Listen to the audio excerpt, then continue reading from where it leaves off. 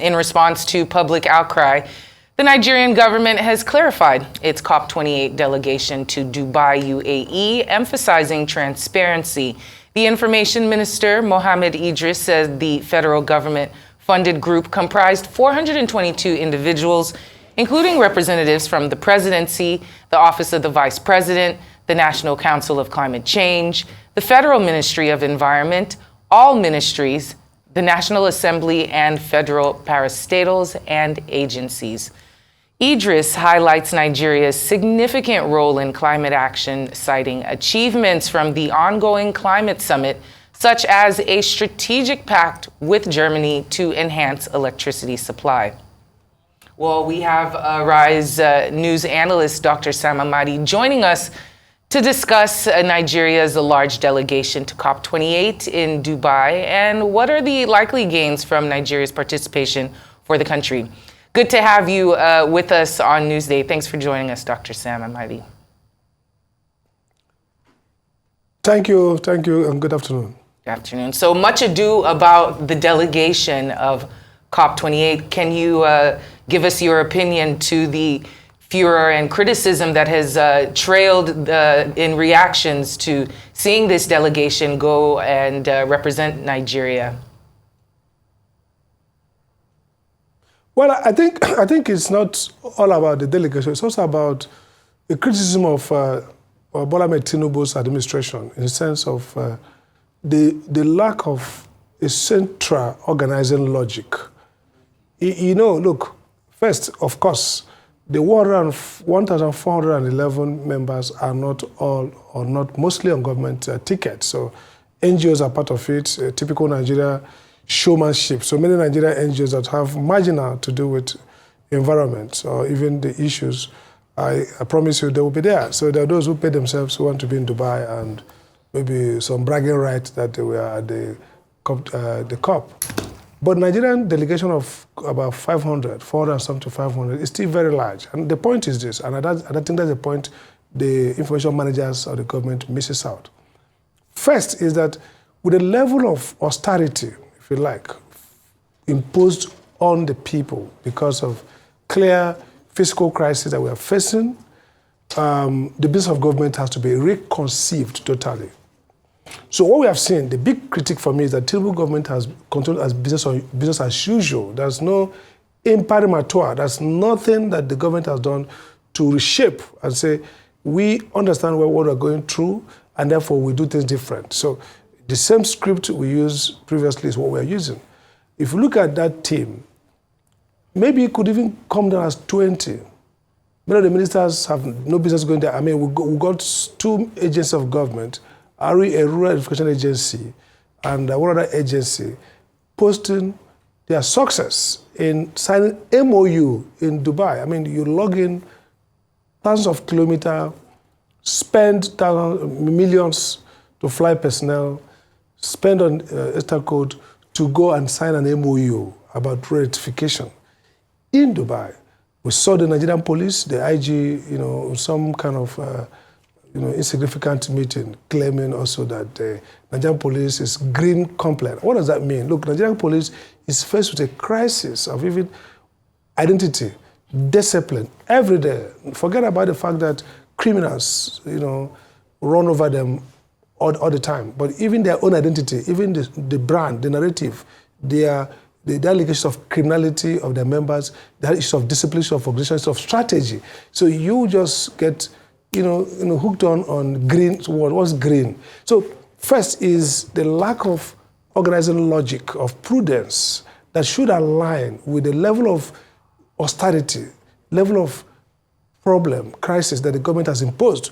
And imposed on the idea that this is a difficult time, the government wants to take us away from dependency, from waste, to a much more frugal and profitable and productive future.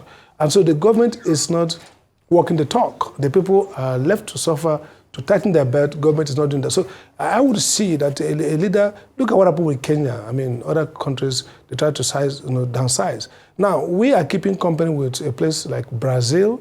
Yes, they said Brazil is environmentally impacted more than any other place in the world. But more than that, the Brazilian delegation would shape the outcome. You see, I was a special advisor at a point in the foreign affairs. I can tell you for free that Nigeria delegation, even if all the ministries go there, the problem is not delegation. The problem is that does Nigeria have a script? Is Nigeria proposing an idea that is going to serve Nigeria economic interests, which they want to propose at the COP or at some of the sideline events?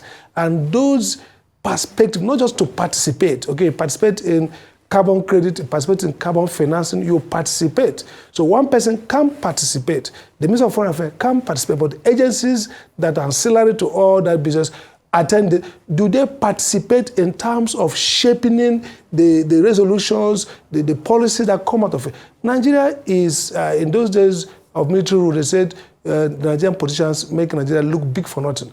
As of today, in terms of foreign policy, Nigeria is big for nothing. We're not really pulling weight. We're not really changing, determining. In the last COP, India played a key role to push about coal, some exceptions. India is a major player. Even if they come with hundreds of delegations, they are there to influence. They have the capacity, the foreign policy clout, and the articulation, and maybe the credibility, if you like, to shape outcome. So far, in the last 8 years, Nigeria has not shaped any global agenda. And so the notion that, oh, we're impacted, we're a big country, we have stakes, and therefore we can go with a team, is a wrong one. So from the perspective, my quarrel is that so far, in all that this government has done, it has not aligned itself to the team of governance, which is, look, at this point, we want to be frugal, we want to be productive, we want to be functional. So we are still having stars on the delegation, we are still having business people defined as president's consort or cohort, whatever they are. So it's not, it doesn't make sense. The clarification basically reduces the number. It does not really justify why even the official team went there. Why should we have all these parastatals go there and be signing MOUs that they could sign, just cross over the street and in Abuja from Wuse to maybe Asokoro or Maitama and sign those MOUs. And you're flying to Dubai and signing MOUs and making it something of note that the government, one of our achievements is that we signed MOU with ourselves. That's really, annoying, infuriating, and doesn't convince anybody. Now, amidst the outcry and criticism, some analysts have questioned why the NLC and the Trade Union Congress are silent on this matter, considering, they've been calling for good governance, accountability, and improved standard of living. What's your opinion on this issue? Why do you think the NLC and the TUC are silent on the matter? Should they be speaking about what is happening in Dubai?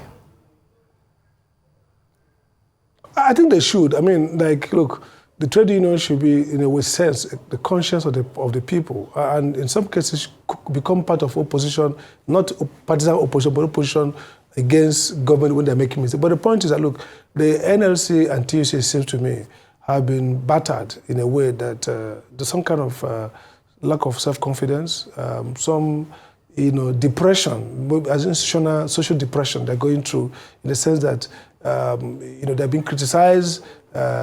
Do you die? Don't do, you die. Nigerians are not given the kind of support they need. And again, maybe they are, after so many battles and so many challenges, sometimes you say, okay, let's step back a little bit.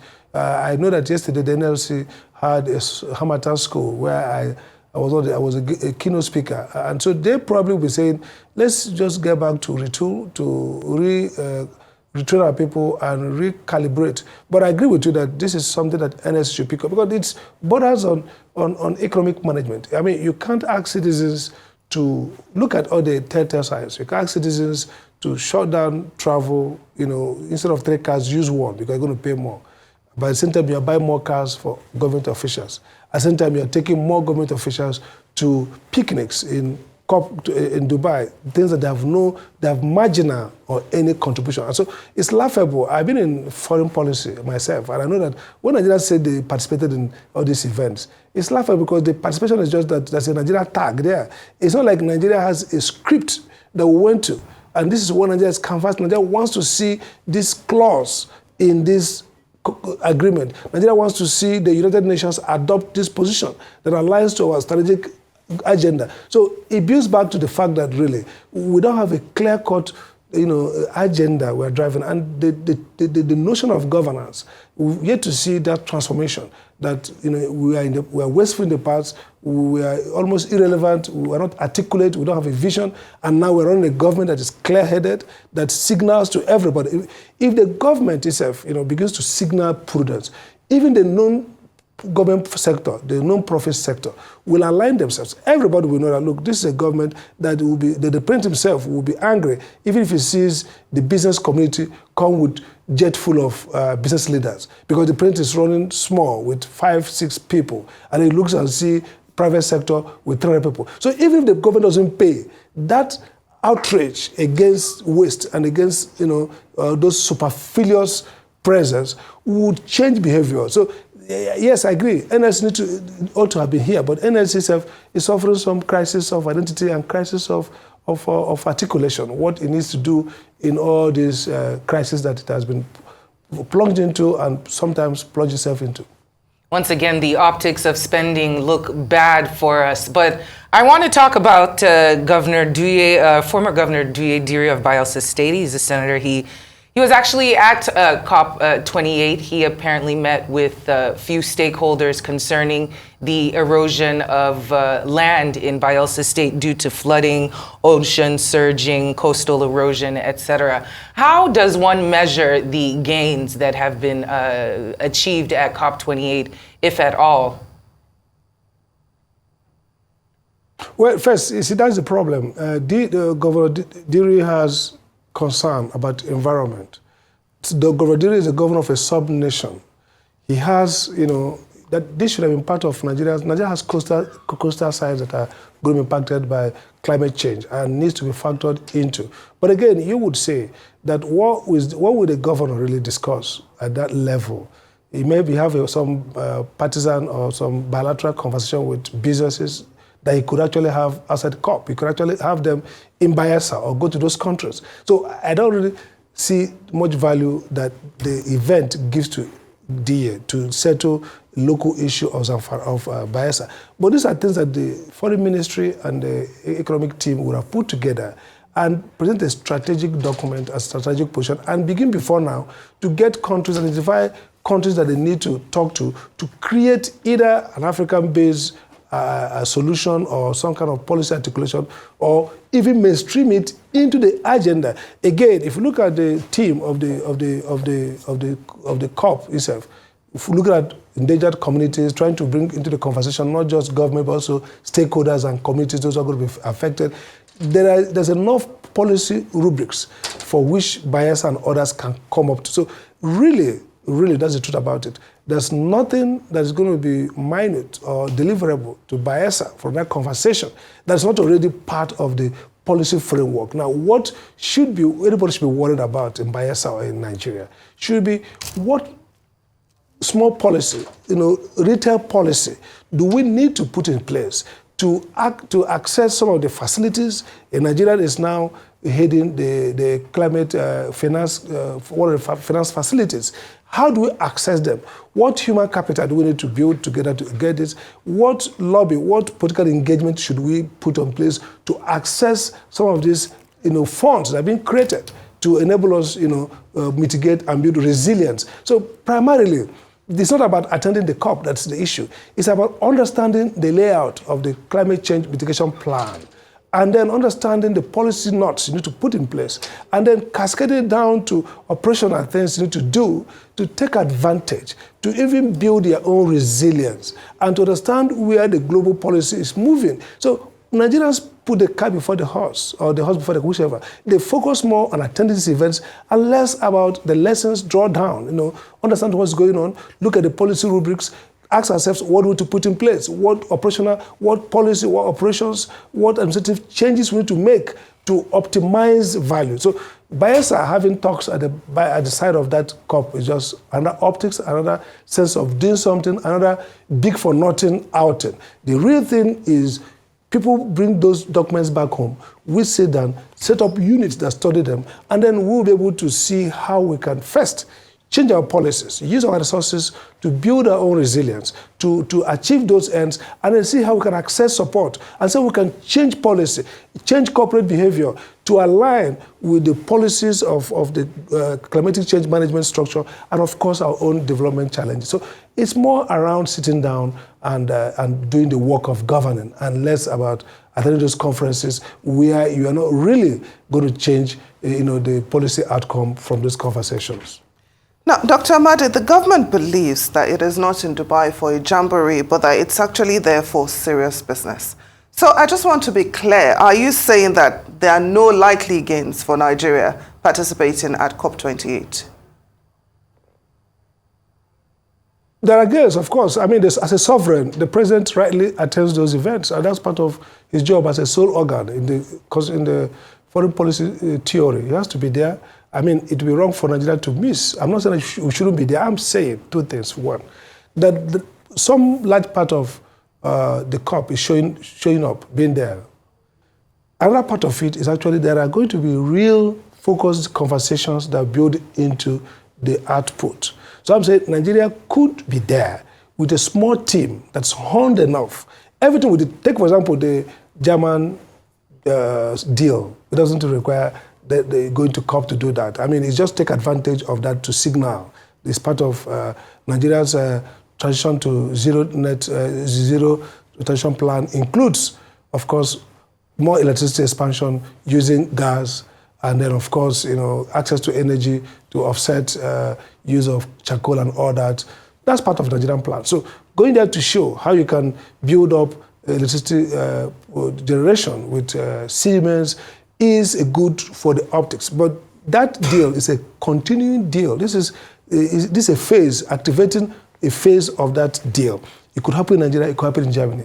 It doesn't need that team. That's the point I'm making. That some of the things we achieved are things we could achieve with just few of those people who represent the country, the foreign minister, the president himself, a couple of economic ministers, the finance minister, and maybe lead agencies like NEC could be there. So you could actually achieve everything we've achieved with 40, 20 people on the government team, functional. So I'm not saying there are no achievements. Of course, going to this COP is part of government being present. We have a democratic government, we have a leader, he has to show up where others are showing up. But second subtext is that we show up with prudent management of resources. We show up with functional team that delivers. There's nothing these 450 or 500 people will do that 20 people with Mr. President, with our foreign missions abroad, with the multilateral team at the foreign policy desk, will not be able to achieve. We're not even very influential. We're not even changing the agenda. Even those people who are going there probably don't have any script that maybe the National Assembly, the Foreign Affairs, or the President has given them to deliver. So most of the participation is that we attended the meetings, we sat there with a name tag, we flew there, we took pictures and come back. And I'm saying, at this point, if the government was serious about its cry about fiscal crisis and is nudging of Nigerian citizens to accept this hardship, they should be signaling to the entire system that it's not business as usual. They should be selling this notion that even the non-profit, that's what leadership is about. It's about influence. The president's frugality, the president's functional approach to governance will cascade to non-profits. You see NGOs say, well, if the whole Nigerian government is there with only 20 people, why should the Nigerian business community go with 100 people? Why should we send somebody to go to an event where they have no input? So you now see cascading that sense that we're actually in a fiscal crisis and that we need to spend every of our naira to drive production.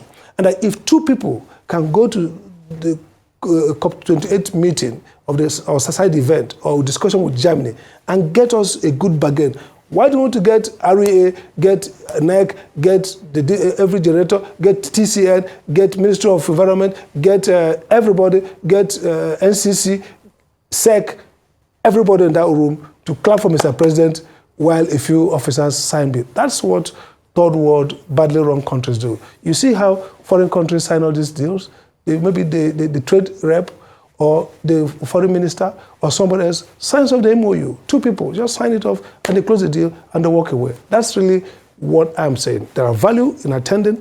We have to attend in a valuable way. We shouldn't waste our resources, showing up big for nothing. That's the refrain, big for nothing. The bigness does not result in impact in shaping those policies.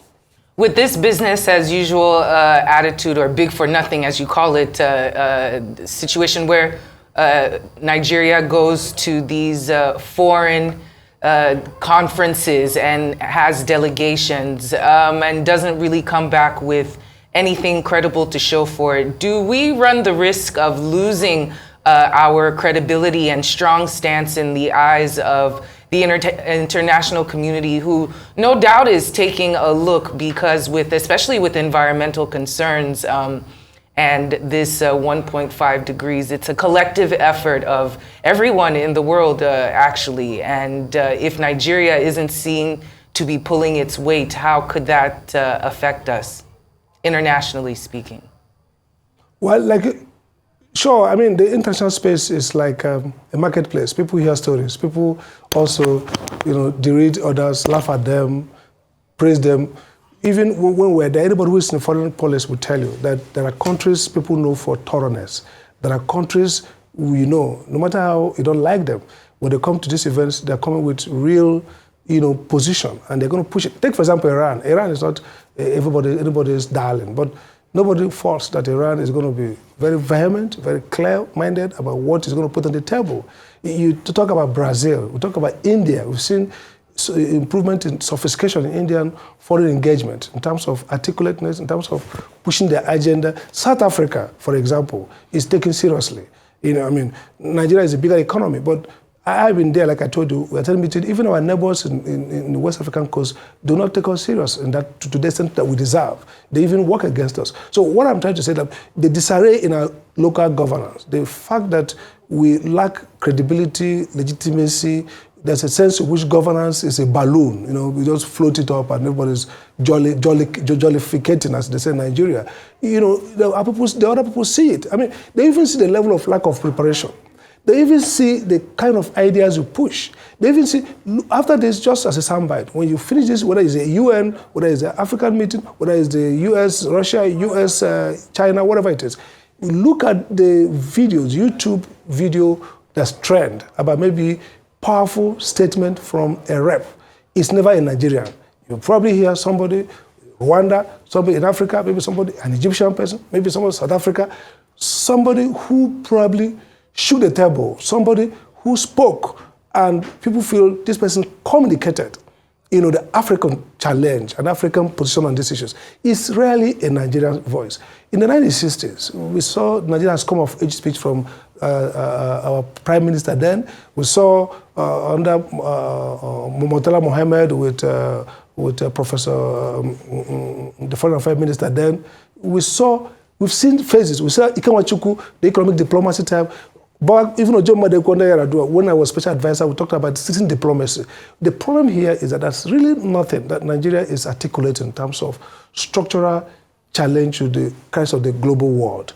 Nigeria is no longer leading Africa in ideas. We are still the largest economy by virtue of volume, but we are not really the African leader in articulating a Pan-African position. We're not a thought leader. We're not producing any idea. And it's because of the character of leadership in the past 8 years. I'm not going to put it to Ashua, you just came in, but in the last 10 years, we've seen diminution of the Nigerian intellectual leadership of the African governance space. We've seen Nigerian leaders struggle with a whole lot of legitimacy issues, a lot of crisis of communication, lack of ability to articulate, dim-wittedness. The people probably will not, under Buhari, we saw maybe Niger, Chad, all those people coming here regularly and bestowing on him some honors. But nobody in the global community in Africa looked up to President Buhari to articulate the African challenge in that smart, intelligent manner. No. But of course, the Chad and Nigeria, we besought him as the leader.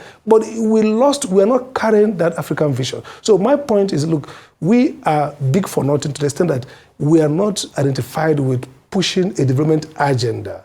We see South Africa, sometimes you might not agree with South Africa with a position on the Gaza crisis, on the war in Gaza. You see their position on several issues. They have been very clear, consistent, and articulate. Their views may not be the right views, depending on where you look at. But the point is that they stand out there leading, and there's some coherence and some dignity with their appearance, which we lack as a country.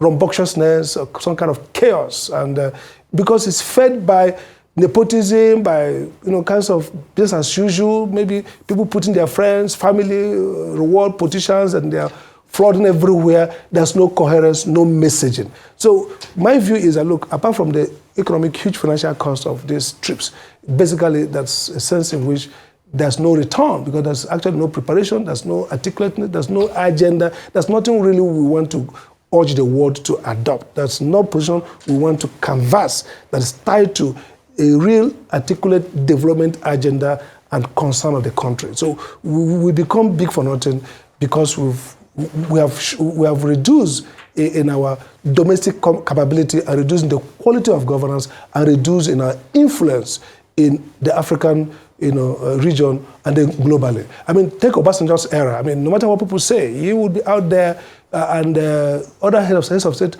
look at him in certain ways, and then he probably commands intellectual resources available to him like that we have now, and he'll be able to impact in some of these discussions in a way that he will be one of those who will be featured. We hear that our president couldn't even speak for many reasons given. So that's really my concern, is that we should change this narrative of chaos, of flamboyance, of large party that really delivers nothing. Very well said, Dr. Amadi. Now, finally, before we let you go, President Bola Tinubu has pledged Nigeria's commitment to ending gas flaring as part of its contribution to the global push to reduce methane emissions. Now, how realistic is this pledge in the near future? I think it's realistic. He can do it. I mean, if you look at PIA, PIA has created a framework that provides incentive. The problem with gas flare was that it's always tied to business opportunity for NNPC. So you want to end gas flare, but it's more economic for them to flare gas than to use gas for maybe electricity or other things. But with the PIA framework, with all the sanctions and this incentive structure, I think the president, if we drive again, if we develop coherence at home, if we sit back and think through strategies to get it done, it's doable. I mean, it's part of any reasonable environmental agenda for Nigeria. It should be part of our energy transition plan, and therefore it's doable. It's in our own interest. It's not just about soundbite. It's also about development. The flare gas can generate very significant energy, especially if you like embedded generation in terms of off-grid and mini-grids that could help those communities where oil is found. So I think it makes a lot of economic sense to drive that agenda, and it's doable. Well, Dr. Sam Amadi, we will leave it there for today. Thank you so much for this discussion and for joining us on Newsday today.